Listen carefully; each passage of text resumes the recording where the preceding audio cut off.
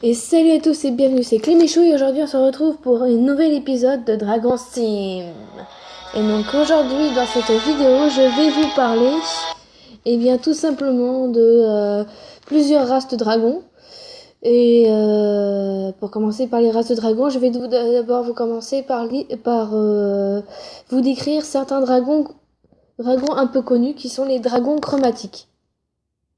Donc dans les dragons chromatiques, il n'existe à peu près que 4-5 dragons de couleur qui ont tous une particularité. Et donc je vais commencer. Hop. Alors je vais commencer par le genre de dragon. Hop. Alors voyons voir, on va commencer par le dragon bleu. Du coup, alors le dragon bleu. Donc le comportement, c'est solitaire, mais respecte une certaine forme de hiérarchie en cas de menace ou de conflit, peut même se regrouper avec des semblables et constituer de formidables escadrons. Leurs armes et leurs combats. Plus petit que le blanc, plus véloce aussi, le dragon bleu utilise l'électricité. Il peut cracher des arcs capables de tétaniser, voire de carboniser ses adversaires. Ça, c'est ce qu'un dragon bleu peut faire. Maintenant, voyons les dragons rouges. Dragon rouge. Comportement. Un véhicule à l'image détestable du dragon à travers les siècles répond à la règle des 3A. Comme l'a établi Gontran de Saint-Martial, célèbre chasseur, agressif, avide et avare, les dragons rouges entassent des trésors sur lesquels ils veillent de façon maladive. Leurs armes et leurs combats. Use d'une magie puissante, vomit des torrents de flammes et dispose de griffes et de dents plus effilées que des sabres. C'est le plus dangereux des chromatiques. C'est le plus dangereux des dragons, quoi. Maintenant, on va faire le dragon vert. Alors, dragon vert. Leur comportement. Celui-là rejette toute hiérarchie et organisation. Rusé et fourbe, particulièrement cruel. Leurs armes et leurs combats. On sait peu de choses sur lui, rares sont ceux qui l'ont étudié, et sont encore là pour l'en témoigner. Dispose d'une batterie de sorts puissants, exhale des nuages de vapeur empoisonnés capables de se transformer, voire de se démultiplier. Vraiment très dangereux, hein. C'est un dragon, comme on dit, mauvais, genre maléfique, quoi. Genre dans les rangs chaotiques, je dirais. Alors, le dragon noir, du coup. Dragon noir, comportement, sans doute le plus agressif de tous les dragons. Peut vivre en couple, et dans ce cas, c'est la femelle qui dirige. Le dragon noir utilise parfois la magie, mais ses sortilèges sont assez limités. Armes et combat, sa morsure est empoisonnée. Ses griffes le sont aussi. Il crache l'acide, qui ronge jusqu'à l'acier, le plus résistant. Si ses adversaires sont atteints par la salive du monstre, il leur reste très peu de temps pour s'en débarrasser. Alors, du coup, c'est fait. Non, pas tout de suite. Il n'y a pas un dragon blanc là, parce que c'est... Tiens, bon, on va prendre celui-là comme dragon blanc, voilà. Alors, les dragons blancs. Comportement. Vie en solitaire. Vicieux, égocentrique, capable de se battre contre un membre de sa propre espèce. C'est un animal dangereux et méfiant, de plus, il est très rancunier. Leurs armes et leurs combats.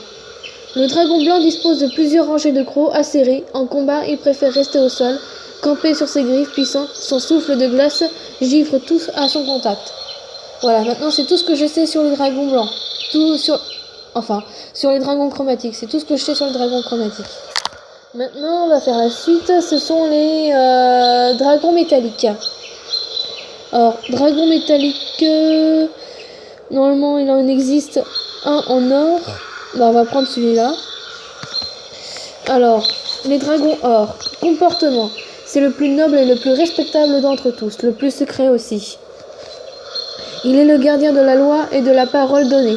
Les dragons d'or sont droits et fiables. La magie les fascine, de sorte qu'ils peuvent s'associer avec un mage humain et partager avec lui leur savoir.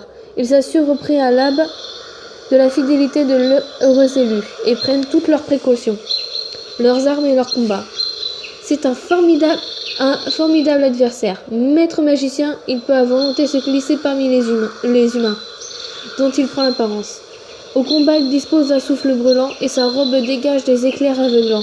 Ses mâchoires sont capables de broyer une armure sans effort, tandis que ses crocs et griffes déchirent l'acier.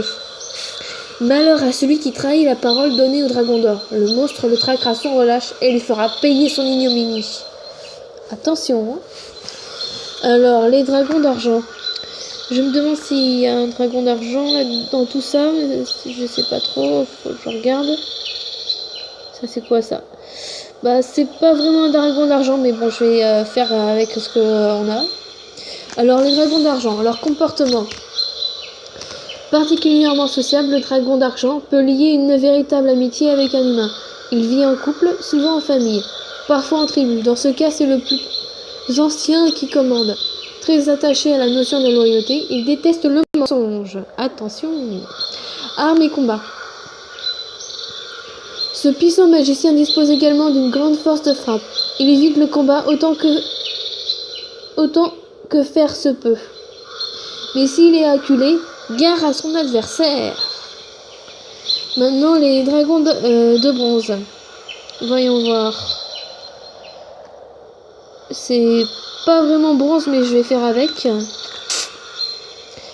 Enfin, je sais pas s'il y a vraiment un dragon de bronze là-dedans. Bon, je pense qu'on va prendre celui-là comme bronze parce que de toute façon, il n'y a pas beaucoup d'autres dragons. Ça, c'est quoi ça? Non, ça, c'est un dragon rouge. Bon, Vous savez quoi? Je vais vous prendre juste celui-là. On va essayer. Alors, les dragons de bronze. Comportement. Sans être social que le dragon d'argent, ce spécimen semi-aquatique se réunit et chasse en groupe. Il apprécie la compagnie des humains et peut, au gré de ses humeurs, prêter main forte à un navire. Les dragons d'airain ont souvent fait basculer l'issue d'une bataille navale.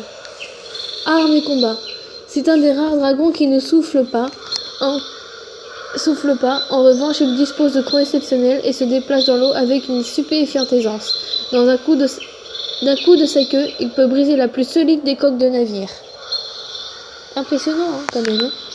Et maintenant, nous allons terminer avec les dragons élémentaires. Les créatures. Alors, voilà. Alors, bon, je vais vous faire la suite en continuant de jouer. Oula, attendez. Il y a un Binsa. Ah ouais, édité. J'avais mis un dragon rouge alors que ça devait être un dragon noir. Voilà.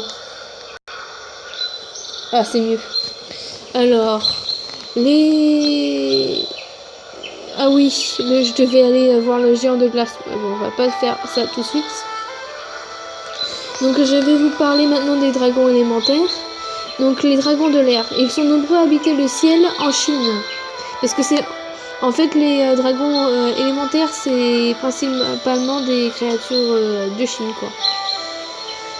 Ils sont nombreux à habiter le ciel en Chine. On dit qu'ils s'épuisent à poursuivre le soleil ou la lune et qu'ils sont responsables des éclipses. Le dragon de feu. C'est un dragon vénérable qui décide du jour et de la nuit. Selon les croyances chinoises, s'il ouvre les yeux, le jour apparaît, s'il les ferme, la nuit tombe. Il est également responsable des variations climatiques car son souffle peut déclencher des tempêtes. Tremblements de terre, tonnerre et autres calamités ne seraient d'ailleurs que les effets de bataille entre dragons. Maintenant, les deux derniers dragons. Le dragon de la terre. Dragon de la terre, c'est celui qui fertilise le sol, le plus attaché aux hommes aussi. Il dort sous terre et veille à l'harmonie du pays. En 1894, la construction d'un chemin de fer en Chine fut stoppée par un gouverneur de province, persuadé qu'un dragon dormait sous la terre. Le responsable craignait que les trains passent par là ne brisent les reins de l'animal. Le dragon de l'eau. Ils sont les bienfaiteurs des agriculteurs en créant des cours d'eau qui irriguent des champs, en déclenchant la pluie, en les alimentant les fleuves. Et là, s'ils s'endorment, ils peuvent déclencher involontairement des catastrophes, inondations ou au contraire sécheresse. Et maintenant, des races de dragons moins connues. Connues mais légendaires. Donc le Quetzalcoatl, j'ai un peu de mal à prononcer le mot du dragon. Le célèbre serpent à plumes des Toltecs. Toltec et des Aztèques est le seul dragon du continent américain. Les prêtres qui vouaient un culte à Quetzalcoatl le considéraient comme l'étoile du matin, en opposition à Xolotl, son jumeau surnommé étoile du soir. Maintenant, le dernier dragon, je sais plus lequel c'est, je me souviens que c'était un dragon féerique. Alors attendez une petite seconde que je retrouve tout ça. Non, c'est pas ça. Non. Ah oui. Il existe une autre race de dragon qui s'appelle la vouivre. Je vais vous le dire. Alors la vouivre, originaire de Franche-Comté, la vouivre est un des grands serpents ailés qui porte au front une escarboucle. Cette pierre précieuse est si brillante que la bête laisse derrière elle en volant comme une traînée de feu. La vouivre fréquente les rivières ou les étangs paisibles. Quand elle va boire ou qu'elle veut se baigner, la voiture se change en femme très belle et dépose son escarboucle sur la rive. Celui qui peut s'emparer du joyau sera riche et heureux à jamais. Encore faut-il échapper à la bête qui, si elle surprend le voleur, se montre sans pitié. Seuls d'audacieux voleurs peuvent convoiter le rubis de la vouivre. Impressionnant, non? Maintenant, je vais vous chercher ce que je vous avais parlé, là, le dragon féerique. Je vais certainement finir par le retrouver. Ah, j'ai ma bien-aimée qui m'appelle, excusez-moi. Je vais continuer, je l'appellerai plus tard. Alors, le dragon féerique. Le dragon féerique est sensible à la beauté et à la douceur. S'il vient croiser une belle jeune femme au cœur pur, il peut se laisser approcher et lui faire... Attendez, il peut se laisser approcher, il lui arrivera même d'accorder un vœu à l'inconnu. Mais qu'elle tente de l'abuser ou d'exploiter ses fabuleux pouvoirs, et les bienfaits du petit magicien peuvent se changer en terribles malédictions. Il se promène dans les bois, se nourrit de fruits et de quelques insectes et du nectar des plantes. Il se déplace dans un silence complet et seuls des yeux acérés peuvent le repérer. Le dragon féerique est une créature de petite taille, tantôt dotée d'ailes de papillon, tantôt d'ailes de libellule. Si le dragon féerique crache des flammes, il se garde bien de blesser quiconque ou de faire naître des incendies. Bon, je vous remercie d'avoir vu ma vidéo. Si vous avez aimé, n'hésitez pas à liker et à lancer des commentaires. Et je vous dis à bientôt pour une prochaine vidéo.